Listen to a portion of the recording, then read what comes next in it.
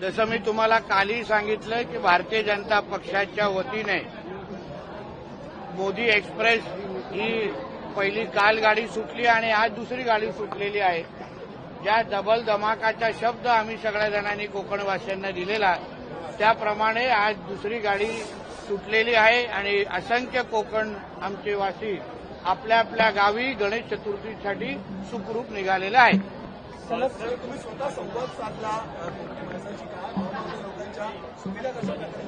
बघा, आमच्या कोकणवासियांसाठी गणेश चतुर्थीपेक्षा मोठा सण नाही आणि आपल्या गावातल्या नातेवाईकांकडे जाणं, आपल्या गावातल्या घराकडे जाऊन ह्या चतुर्थीच्या दिवशी राहणं आणि आपल्या गावातल्या सगळ्या आठवणींना उजाळा देणं हे प्रत्येक कोकणवासियांसाठी ह्याच्यापेक्षा मोठा क्षण नाही, ह्याच्यापेक्षा महत्वाचे दिवस नाहीत. आणि म्हणूनच मुंबईमध्ये विविध कामासाठी नोकरीसाठी आलेले आमचे चाकरमानी हे अतिशय उत्साहाने आपल्या गावाकडे जायला वाट पाहतात वर्षभर. आणि आज मोदी एक्सप्रेसच्या माध्यमातून, पहिल्या बसेसच्या माध्यमातून आणि आता मोदी एक्सप्रेसच्या माध्यमातून आम्ही ही सेवा निर्विवाद पद्धतीने कोकणवासियांसाठी उपलब्ध करून देतोय. त्याच्यामध्ये पाणी, जेवण सगळ्याच पद्धतीची आम्ही सुविधा पहिल्यापासून कोकणवासियांना पुरवतोय. म्हणून आम्हाला सगळ्या जणांना, भारतीय जनता पक्षाचे कार्यकर्ते म्हणून आम्हाला निश्चित पद्धतीने समाधान आहे की ह्या सगळ्या आमच्या कोकणवासियांच्या आयुष्यामध्ये ह्या आनंदाचे क्षण हे आमच्या भारतीय जनता पक्षामुळे, आमच्या मोदी एक्सप्रेसमुळे येऊ शकले, याबद्दल आम्हाला समाधान आहे. मात्र यावेळेचा गणेशोत्सव जरा वेगळा बघितला जातो. राज्य महोत्सव म्हणून खरं तर यावर्षीपासून जरा दर्जा दिलेला आहे गणेशोत्सवाला. त्यामुळे देखील एक उत्साहाचं वातावरण सध्या सगळीकडे पाहायला मिळतं. काय नेमकं कारण कोकणात हा महत्वाचा सण? बघा, आमचं सरकार, महायुतीचं सरकार, आमच्या देवाभाऊचं सरकार एक हिंदुत्वादी विचाराचं सरकार आहे. आणि म्हणून याच सरकारमध्ये हिंदू धर्मातले, सनातन धर्मातले प्रत्येक सण आम्ही अतिशय गाजावाजा पद्धतीने आणि उत्साह पद्धतीने आम्ही साजरा करतो. उद्या आम्ही वऱ्हा जयंती साजरा करणार आहे. परवा लगेच आपल्या गणेश चतुर्थी, आपल्या इथे सण सुरू होणार आहे. आणि म्हणून ह्या सरकारच्या कालावधीमध्ये, जसं महाविकास आघाडीच्या कालावधीमध्ये हिंदू सण साजरा करण्यामध्ये बंदी होती, प्रत्येक हिंदू सणाला कधी कोरोनाच्या कारण दिलं जायचं, कधी अन्य काही कारणं दिली जायची, त्याच्यामध्ये पाकिस्तानचे झेंडे फडकवायला जायचे, सगळ्या प्रकारचे घाणेरडं राजकारण त्या हिंदू द्वेषी महाविकास आघाडीच्या सरकारच्या माध्यमातून व्हायचं. म्हणूनच या महाराष्ट्रातल्या हिंदू समाजाने फार जिद्दीने या महायुतीच्या सरकारला आम्हाला निवडून दिलेले आहे, मोठी मेजॉरिटी दिलेली आहे. म्हणून हिंदू समाजाचा प्रत्येक हट्ट पुरवणं हे आमच्या महायुतीच्या सरकारचं परम कर्तव्य स्वीकारून आज ह्या प्रत्येक सणाला, गणेश चतुर्थी असो, अन्य होळीचे सण असो, हनुमान, सगळ्या सणाला आम्ही तेवढंच महत्त्व देऊन मोठं करण्याचं काम आमच्या सरकारच्या माध्यमातून करतो. नरेंद्र मोदी निमित्त तुम्ही महाआरतीचं आयोजन केलेलं आहे, कसं स्वरूप असेल? मी आयोजन करण्यापेक्षा महाराष्ट्राच्या कानकोपऱ्यात वऱ्हा जयंती फार मोठ्या उत्साहाने साजरी होते. त्याच्यामध्ये काही मंडळांनी, काही हिंदुत्ववादी विचाराच्या कार्यकर्त्यांनी मलाही महाआरतीसाठी आमंत्रण दिलेले आहे. अन्य आमचे हिंदुत्ववादी विचाराचे जे नेते मंडळी आहेत, पुढारी आहेत किंवा कार्यकर्ते आहेत, तेही आपल्या आपल्या पद्धतीने वऱ्हा जयंतीच्या विविध मंडळाला किंवा विविध महाआरत्यांना उपस्थित राहणार आहे. आणि म्हणून पूर्ण राज्यामध्ये वऱ्हा जयंतीच्या निमित्ताने वेगळं उत्साहाचं वातावरण. सर, पंतप्रधान नरेंद्र मोदी यांनी देशभरात नेटवर्क रेल्वेचं जाळं उभं केलेलं आहे. अशात आता कोकणात सुद्धा जो एक मार्ग आहे तो डबल व्हावा, यासाठी गणरायाकडे साकडं घालणार का आणि मोदींकडे त्याची मागणी करणार का? कारण की मोठ्या संख्येने कोकणवासी जातात. बघा, मोदी सरकारच्याच काळामध्ये कोकणाला रेल्वेच्या दृष्टिकोनातून एवढं भरभरून दिलेलं आहे. म्हणजे विशेष गाड्या सोडून आलेल्या आहेत, वेगळ्या नवीन मार्गाच्या गाड्या सुरू केलेल्या आहेत, वंदे भारत सारखी गाडी जे आपल्या कोकण मार्गावर चालत. परत आता तर मी रेल्वे मंत्री वैष्णोजींचं खास आभार मानेन की आम्ही जे एक्स्ट्रा डबेची मागणी गणेश चतुर्थीच्या निमित्ताने तेही त्यांनी मान्य केलेली आहे, तीही या 25 तारखेपासून म्हणून उद्यापासून सुरू होत आहे. म्हणून मोदी सरकारच्या माध्यमातून आमच्या कोकणवासियांना भरभरून दिलेलं आहे. आमच्या रेल्वे स्टेशनचे सुशोभीकरण मोठ्या प्रमाणामध्ये आमच्या रवी चव्हाण साहेबांनी केलं. म्हणजे कोकण आणि भारतीय जनता पक्ष हे आता एक अटूट नातं होत चाललेलं आहे. आणि म्हणून त्याचंच प्रतिबिंब तुम्हाला प्रत्येक निवडणुकीमध्ये पाहायला मिळत आहे. यंदाचं हे 13वं वर्ष आहे आणि मोदी एक्सप्रेसमधून साधारणतः यंदा किती कोकणवासियांनी हा प्रवास करतायत? जवळपास 4,500 ते 5,000 लोक या 2 दिवसामध्ये ह्या दोन्ही ट्रेनमध्ये गेलेले आहेत. प्रत्येकाला आपल्या आपल्या सोयीप्रमाणे आम्ही तिथे बसवलेलं आहे. त्यांना कमीतला कमी त्रास व्हावा या दृष्टिकोनातून चांगली सेवा देण्यासाठी आम्ही प्रयत्न केलेला आहे. मुंबई महानगरपालिकेतील निष्क्रिय कारभाराविरोधात आज ठाकरे गटाने उठाव मोर्चा काढण्यात येत आहे. मला असं वाटतं मुंबई महापालिकेवर काढण्यापेक्षा त्यांनी मातोश्रीवर काढावं. कारण का मातोश्रीच्याच माध्यमातून मुंबई महापालिका आतापर्यंत चालवत होते. त्यांचे मर्सडीज, त्यांचे कपडे, त्यांच्या एसी हे सगळं मुंबई महापालिकेच्याच पैशाच्या माध्यमातून विकत घेतलेलं आहे. आणि म्हणूनच महापालिकेच्या इमारतीवर मोर्चा काढण्यापेक्षा मातोश्रीवर काढण्याचा धाडस दाखवावं, जेणेकरून मुंबईकरांना पण प्रामाणिक तुमच्या आंदोलनावर विश्वास बसेल की ज्यांनी खरं म्हटलं तर मुंबईची वाट लावली, मुंबईची दुर्दशा केली आणि मुंबईला अक्षरशः लुटलं. जसं मुघलांनी आमच्या भारताला लुटण्यासाठी विविध कटकारस्थान केले, तसंच उद्धव ठाकरेच्या नेतृत्वाखाली असलेल्या तेव्हाच्या उभाटांनी विविध पद्धतीने मुंबईला लुटण्याचं काम केलं. म्हणून मोर्चा काढायचाच असेल आणि प्रामाणिक मुंबईकरांसाठी आवाज उचलायचा असेल तर तो मातोश्रीवर काढा. तर दुसरीकडे मतांच्या चोरी संदर्भामध्ये वारंवार राहुल गांधी टीका करताना पाहायला मिळाले. आता यामध्ये राज ठाकरे देखील म्हणतात की मतांची चोरी होते, त्यामुळे लक्ष द्या पदाधिकाऱ्यांना. आज सकाळी आम्ही मोदी एक्सप्रेसमध्ये मतांचीच चोरी करत होतो. आमच्यासाठी मतांची चोरी म्हणजे लोकांचं मन जिंकणं. आज प्रत्येक जण ज्या ह्या मोदी एक्सप्रेसमध्ये जात होता ना, त्यांनी मनातून निश्चय केलेला आहे प्रत्येक निवडणुकीमध्ये जी भारतीय जनता पक्षाचे कार्यकर्ते आमची सेवा करतात, आम्हाला सुखसोयी देतात, आमच्या अडीअडचणीसाठी धावून येतात, त्यांनाच आम्ही निवडणुकीसाठी मतदान करणार. हा प्रयत्न काँग्रेसवाले, हा प्रयत्न मनसेनेवाले ज्या दिवशी करतील ना, तेव्हा मतचोरीचा आरोप करण्याची गरजच भासणार नाही. मग लोकांची मनं जिंकली ना, तो लोक आपोआप ईव्हीएमवर बटन दाबतात. त्यासाठी घरी बसून ओरड घालण्याची गरज भासत नाही. दुसरीकडे लाडक्या बहिणी संदर्भामध्ये एक बातमी येते की लाडक्या बहिणीच्या जे पैसे दिले जातात त्यामध्ये वेगवेगळ्या पद्धतीने वेगवेगळे जण गल्ला मारताना पाहायला मिळत आहे.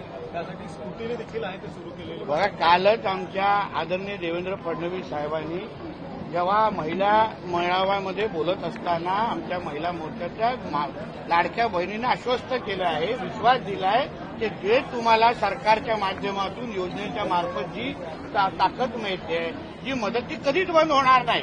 आणि त्यामध्ये पण त्यांनी सांगितलं की तुम्हाला तुमच्या ह्या सगळ्या एकंदरीत मदतीमध्ये कोणीही अगर वाकड्या नजरेने पाहत असेल तर तुमचा देवाभाऊ तुमच्यासाठी रक्षणासाठी उतरेल.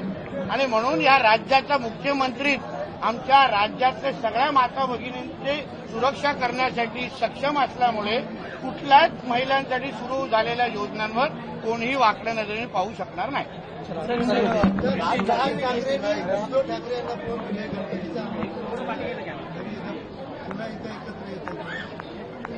ते शेवटी त्यांच्या घरगुती विषय आहे. कोणाला बोलवावं, कोणाला नाही बोलवावं, शेवटी त्यांच्या घरात गणेश उत्सव आहे. त्यांनी अगर उद्धवजींना बोलवलं तर चांगलीच गोष्ट आहे ना, त्याच्यामध्ये काय वाईट नाही आहे. त्याच्यामध्ये हो, देवेंद्रजी पण जात सगळ्यांचं. म्हणजे आता खरं म्हटलं तर मी तुम्हाला एकदम मोकळ्या मनाने बोलू ना, महाराष्ट्राची संस्कृती ह्यालाच म्हणतात.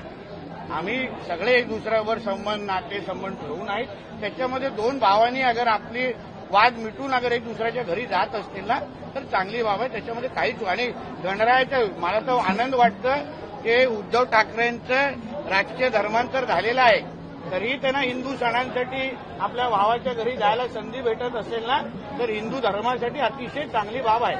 सर, हिंदी में जानना चाहेंगे की मटन चिकन खायला आम्ही आमच्या खिशातनं पैसे टाकतो, सरकारचं काय?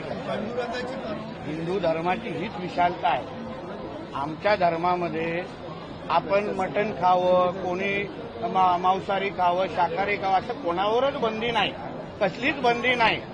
फक्त हिंदू धर्माच्या जे पालन करणारे लोक आहेत, जे प्रामाणिक पद्धतीने हिंदू धर्माला पाळतात, त्यांनी आपल्या आपल्या सण किंवा आपल्या आपल्या देवाच्या एकंदरीत ह्याच्यामुळे प्रार्थनेच्या दृष्टिकोनातून आपण कोणी कधी खावं हे ठरवायचं असतात. कोण मंगळवारी खात नाहीत, कोण शनिवारी खात नाहीत.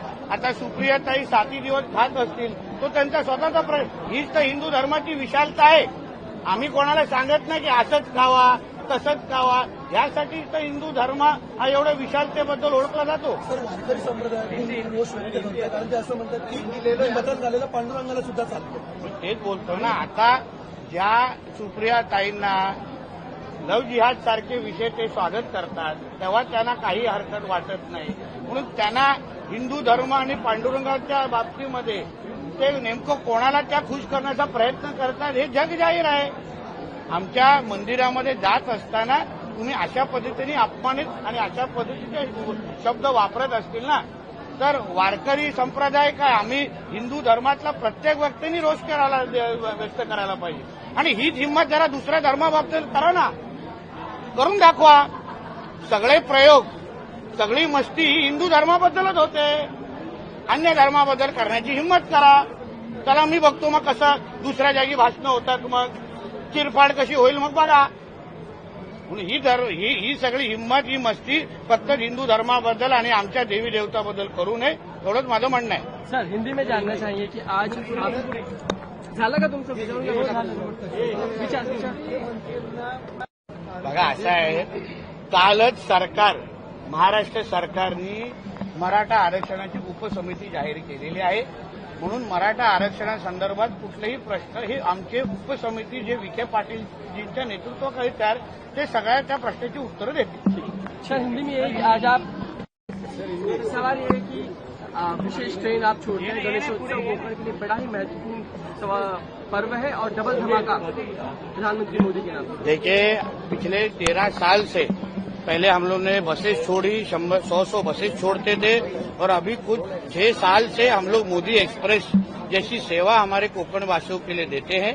हमारे कोकण में गणेश चतुर्थी से बड़ा फेस्टिवल नहीं और इसके लिए ही बहुत बड़े पैमाने पे मुंबई में जो अलग अलग नौकरी और व्यवसाय के लिए आने वाले जो हमारे कोकण के लोग हैं वो गांव जाना चाहते हैं, गांव जाने की तैयारी करते हैं और उनके लिए हम लोगों ने ये मोदी एक्सप्रेस जैसी सेवा शुरू की है।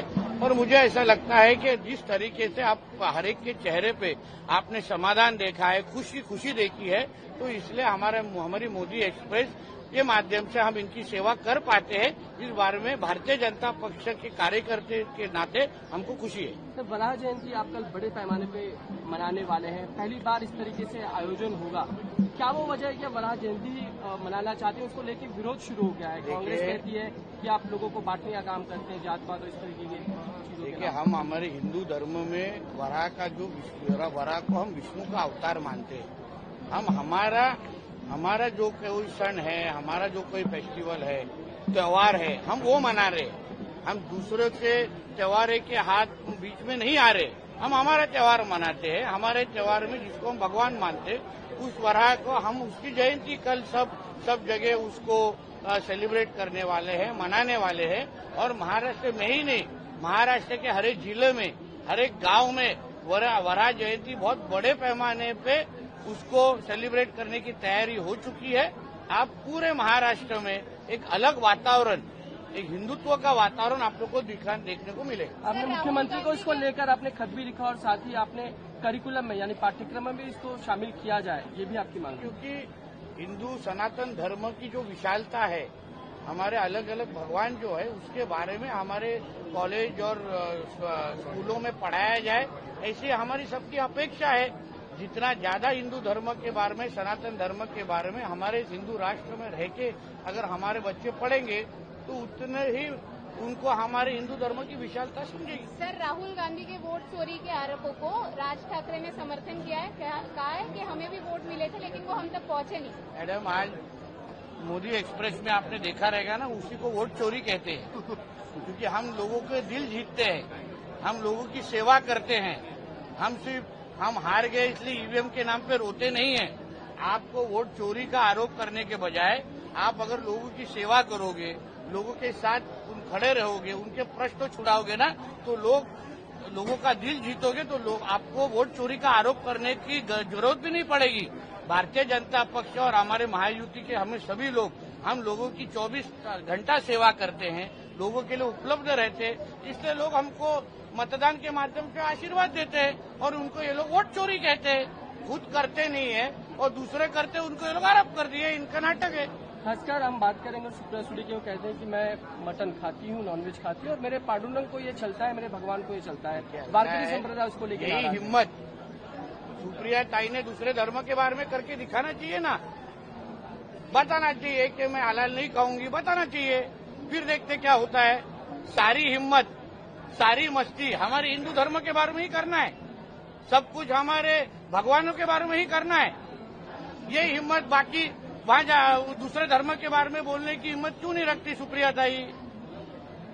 सब कुछ हमारे महाकुंभ के ऊपर बोलना है, सब कुछ हमारे पांडुरंग भगवान के ऊपर बोलना है। ये सारी हिम्मत आप दूसरे धर्मों के जिस दिन करोगे ना, तब समझेगा कि वो लोग आपको किस तरीके से बात भी करने देते हैं क्या।